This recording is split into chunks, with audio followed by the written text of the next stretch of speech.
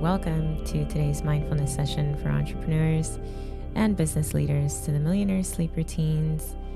I am your host, Andrea Ferguson, and I apparently am crazy about sleep.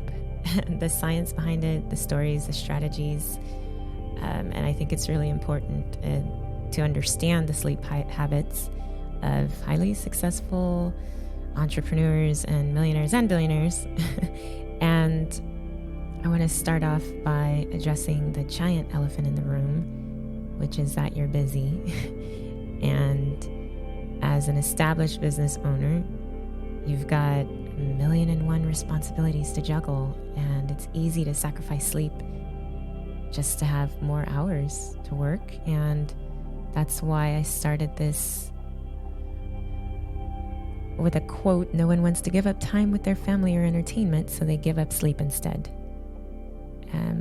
Matthew Walker, sleep expert, talks about that. And so I know even if you're not in the perfect position to have a perfect full night's sleep, maybe you'll just keep these tips and strategies in mind so that at least you understand the science behind it.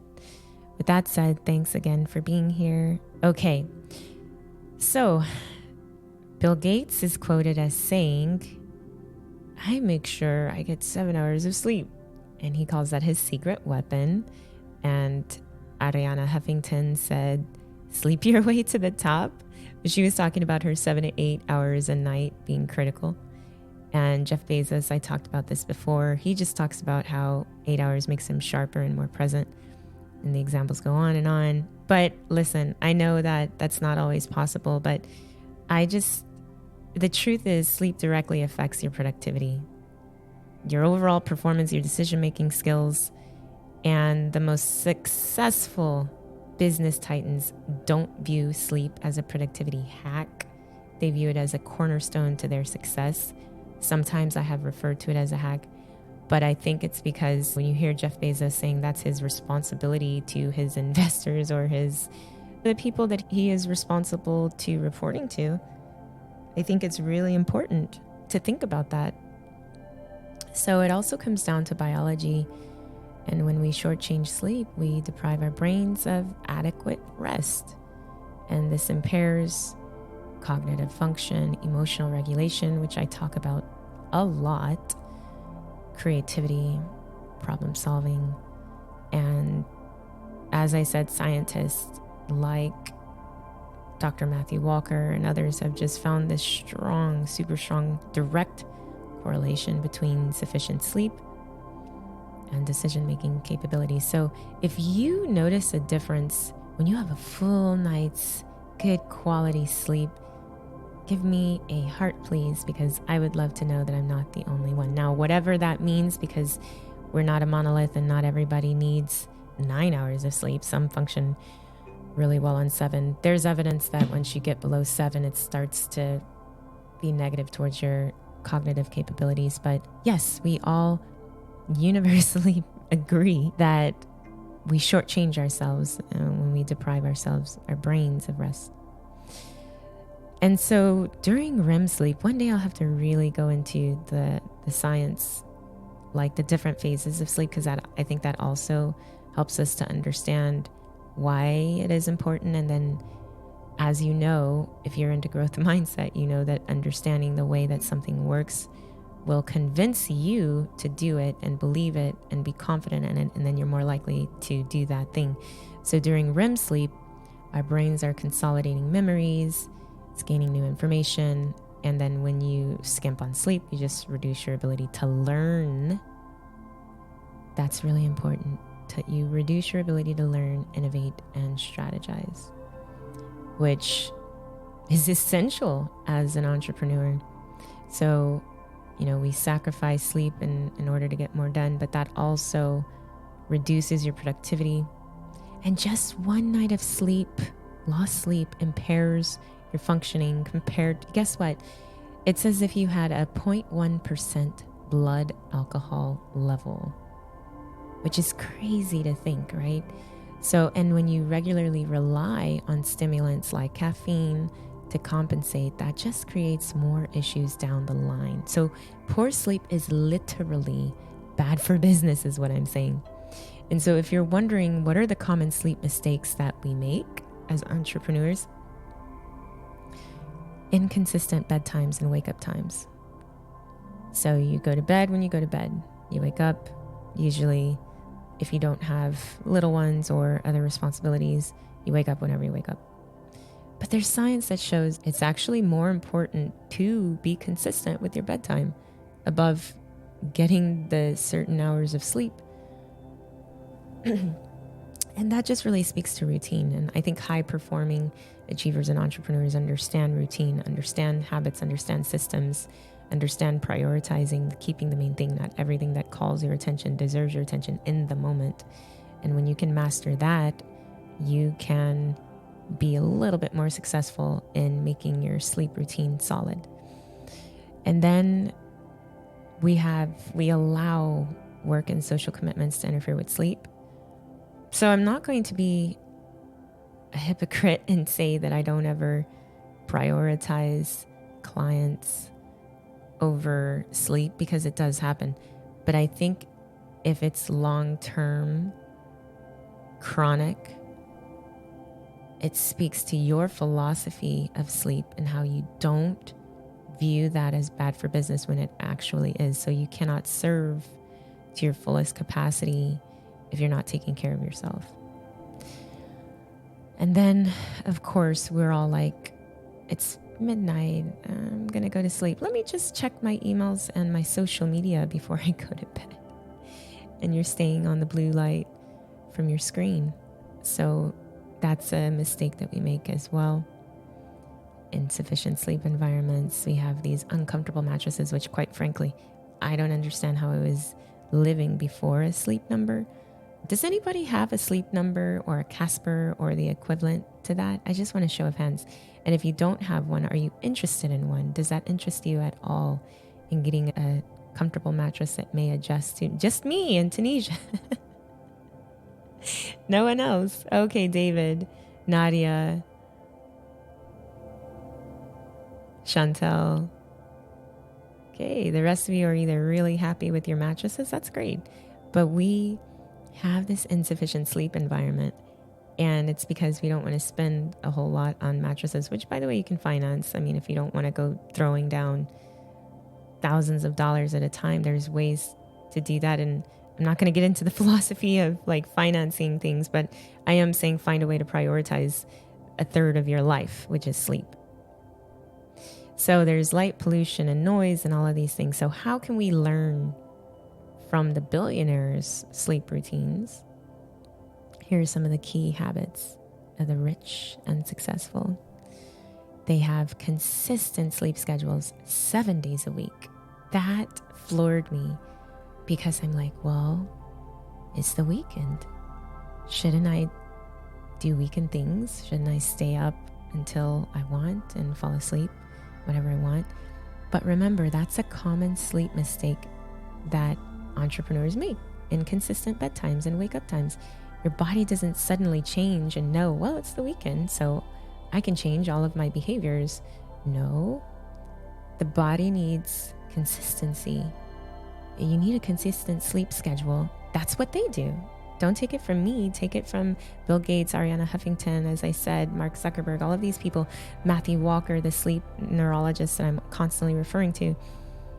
Don't make the changes for the weekend. And I love that because it speaks so much to their ethic, right? Their greater work ethic, understanding that poor sleep is literally bad for business.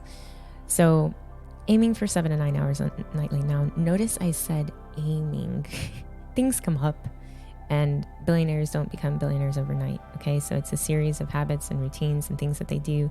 But in their routine, they are plugging in, okay, I'm going to plan for 7 to 9 hours. Now, obviously, if you have a deal that is going to go sideways, if you say, you know what, I'm so sorry, I'd love to finish this conversation, but I got to get to bed in 5 minutes. Like, that's a little bit ridiculous. So, but the goal is to aim for it and plan around it. And planning is key. If you can do that, you'll be much better off. So those are a couple of habits of the rich and successful. Continuing on, establishing relaxing pre-bed routines. I hope by now we're seeing a trend. When we talk about health and wellness and mindfulness sessions for entrepreneurs, we're thinking of the overall holistic view of ourselves and how we move and operate in this world and with our clients or vendors or team. And it all comes down to being cognizant and aware of what your body needs. And your body needs a little love and care before you go to bed. So when you have this pre-bed routine, men, you're going to laugh probably, like, why does it, like, I feel like for Shankar, it takes him all of 3 minutes to go to bed, maybe 5, if you include changing his pajamas and brushing his teeth. For me, I have a whole routine where if I'm wearing makeup, I'm taking that off, making sure I scrub every eyeliner piece off of my face, but I'm also moisturizing my skin and making sure that I just feel good because I am prepping my body for bed. I don't understand how people get away with this 5-minute routine. Give me a thumbs up if it takes you longer than 5 minutes to get ready for bed, or if you just walk into the bedroom and just crash on the mattress, because I want to know if I'm the only one. Okay, so wow, people just, okay, great. It's not just me. I see Sarah, I see Nadia. When you establish a relaxing pre-bed routine, you are literally prepping your mind and your body to get ready for bed. And so that's including maybe if you have blackout curtains and you start getting this cooler temperature. I make sure that even if I have showered or bathed earlier in the day, I'm still going to wash my face and then top off with cold water, do whatever I can to cool my body, just so that the temperature drops 1 or 2 degrees. That's optimizing your sleep environment. You see, it doesn't have to be buying the $5,000 or $6,000 mattress. It can just be investing in some blackout curtains, cooling the temperature, doing those things, avoiding large meals before bedtime, because the body has to metabolize and work hard, but it's going to be, and also avoiding alcohol. And I have heard people say, who have come to me and asked, but alcohol is the only way that I can sleep. And I'm not saying they're swigging a whole bottle of wine or anything, but what it is, it's a sedative, and it interferes with you may not be conscious of it, but you are actually having these like mini wakes during the night, and sedating yourself just speaks to maybe your inability to establish a routine and be consistent and prioritize some things. Again, not everything that calls your attention needs your attention in the moment. But avoiding alcohol, avoiding large meals before bedtime, and I know some of this is cultural, so you might fight me on it, but I'm just telling you how we can learn from millionaires and billionaires' sleep routine, and they don't do that. My favorite, practicing mindfulness, meditation, and gratitude before bed. There have been studies that have showed, and I'll put it out on my LinkedIn, you can look. There have been studies that show practicing gratitude actually makes you fall asleep faster, well over 15% quicker in speed. And that's crazy. Actually, counting sheep can keep you awake. So maybe start thinking about all the things you have to be grateful for. And let me know, DM me, let me know how that works for you. But practicing mindfulness, doing all those things. And by the way, this is just healing to you. So limit that exposure to screen before bedtime. Talked about that. Taking strategic power naps. But here's the caveat. It's really as needed, because you don't want to be napping. You do not want to nap so close to bedtime. By that, I mean like after the afternoon, it's probably not going to be. First of all, if you feel the need for naps, especially longer ones, it's probably an indication you're just not getting enough sleep at night. And so what I'm trying to get us to think about is, what is the root cause of my inability to get sleep that is within your control? And if you do nap, keep it short, not too late in the afternoon, so that it won't interfere with your nighttime sleep. I did a whole talk on sleeping pills and how that interferes with your natural sleep cycle. You want to focus on natural methods to improve sleep and consult with your doctor or a healthcare professional about anything that's going to, any concerns that you have, because again, getting to the root cause. This is what awareness is. This is what mindfulness is. I want to think very deeply before going into our next session, which is the affirmations, because I don't want us to fall asleep as we're getting ready to continue our day. So I'll do that. Well, actually, I just realized I do have some more practical things. Shanae, do you have anything to add to sleep? Like, how does that work for you?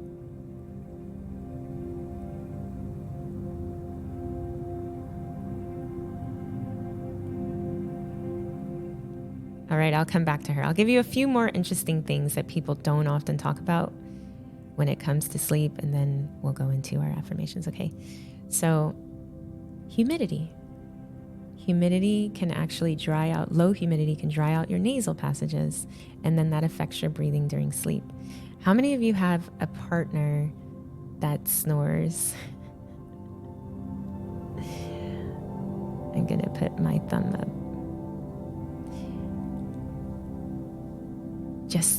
Just two people? Okay. Or maybe you snore yourself, right? I honestly don't know what it is, but it's been really throwing me off lately. And I am determined to make sure that there's not low humidity levels, or I don't know how that exactly interferes with the nasal passages when it comes to the snoring, but I want to do what I can to mitigate this breathing during sleep that's just off. But I do know the impact of the temperature can help you, humidity levels, the mattress age. I talked about how I have a sleep number. Make sure that you are taking care of your back, because when you have a bad mattress, it's going to lose support and you're just going to have pain and discomfort, okay? We often don't realize how noisy our sleep environment is. And I don't know is there anybody that falls asleep with the TV on? Because my sister used to do that and it was terrible. It was awful. But she had done it for so long, she didn't notice it. But it actually disrupts so nobody falls asleep with the radio or the TV on or anything like that. Oh, yeah, that can actually interfere with your sleep. And maybe it's not you, maybe it's your children. That's something you may want to check in on and replace it with a white noise machine. I think that's what we're seeking. Oftentimes we want to self-soothe, and we don't always do that in the best way. Dehydration, that's going to actually lead to grogginess, and you can have headaches and have poor sleep. But if you stay hydrated throughout the day, that can actually help you. And get a supportive pillow. Really think about that and how it aligns with your head and your neck and your spine. How many of you sleep on your back? If you sleep on your back, give me a thumbs up. No one? I sleep on my back, but I try to sleep on my side because apparently sleeping on your back can worsen your snoring and your sleep apnea, but side sleeping is good. And I don't know, does anyone have any other thing that they do to help them pre-bed wind down routine? Is it reading? Is it light yoga? Is it calming music? What do you do?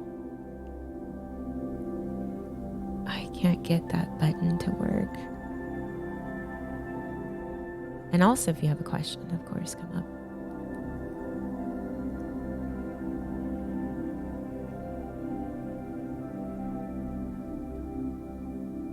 What is wrong with this button?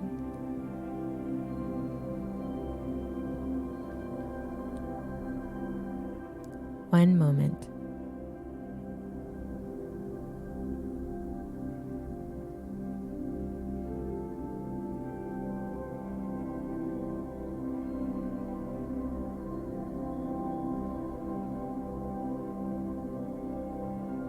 All right, I don't know what is going on, why it's not allowing me to bring you up.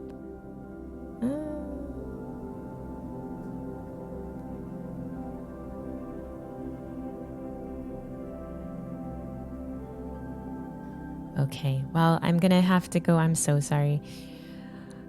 Okay, so I'm going to go into the affirmations. One day this will all be perfect, you all. AI is here and the world is going to, no, just kidding.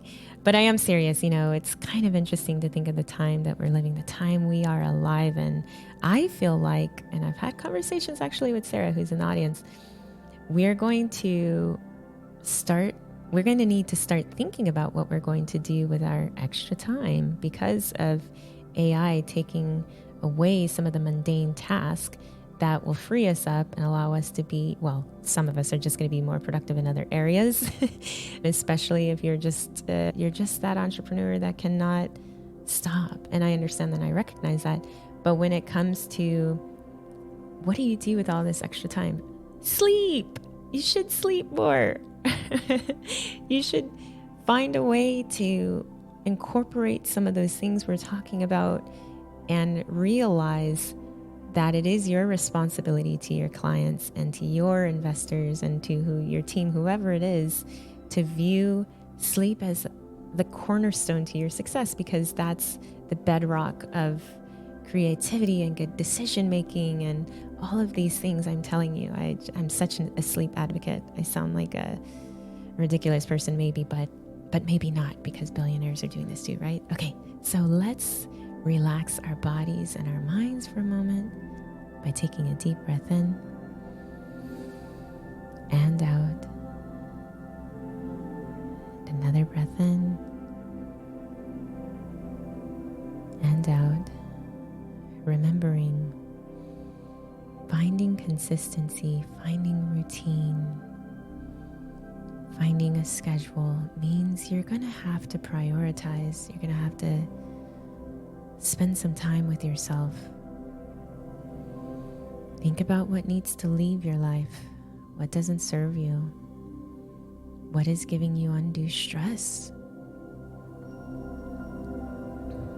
And as you take a breath in, take a breath out and let that stress go, even out of your body. Release the tension from your shoulders that you might be holding on to. Soften everything in your body. Your neck, your jaw. Just be at peace and breathe.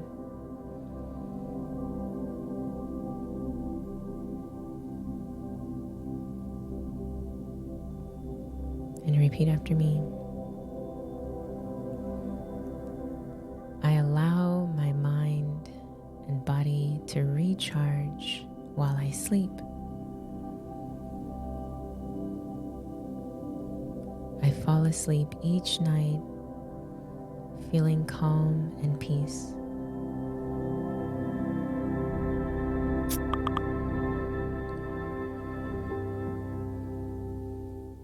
I optimize my bedroom and my mind for deep, restful sleep.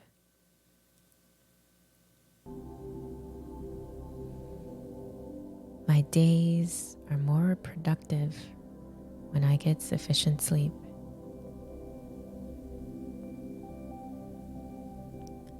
I release the stresses of the day and sleep soundly.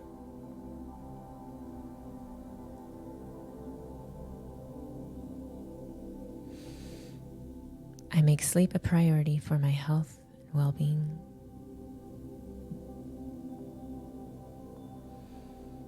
Affirmations are powerful because they're stories and thoughts and ideas that you tell yourself on a conscious level, so that subconsciously you will start producing behaviors that line up with what you want. And so saying something like, I appreciate and get the full benefits from my time spent sleeping, may encourage you to do things that will help you get rid of the stresses of the day and line up your priorities so you can take care of your health and well-being.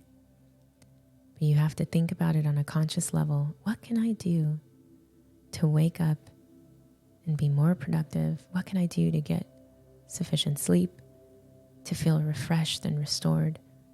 I think I'm going to put sleeping next to eating in my list of favorite things to do.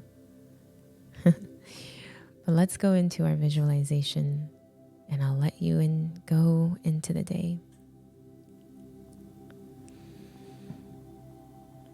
Gently close your eyes if they're open and take a few deep, calming breaths. Visualize yourself getting ready for bed at the end of a long day, doing any of the pre-bedtime rituals you need to do. Look around you and see a sleep sanctuary.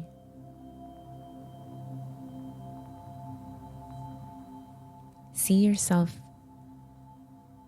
making this way, this sanctuary, because you've worked hard to get there.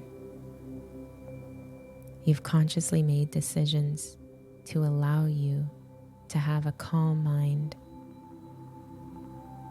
to approach sleep as something that you are worthy of, and you are. Hold on to this feeling of calmness as you gently open your eyes and bring this sense of relaxation into your awake state. Well, I hope this has been useful to you. Maybe you'll think about sleep a little bit differently.